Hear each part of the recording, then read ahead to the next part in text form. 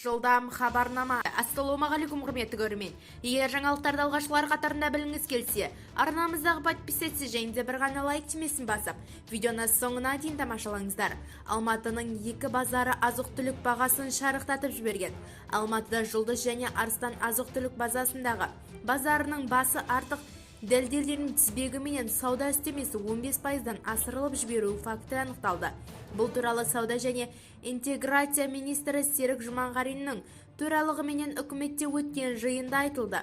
Сауда комитеті төрағасының МА Айдар Әбдібаевтың дерегінше облыстың бөлімшелерінің әлеуметтік маңызы бар азық-түлік өнімдерінің бағасы жыл басынан бері Маңғыстау өңірінде ең өскен 2,9%, одан МАТ қатарына енетін 10 атауы қымбатталған.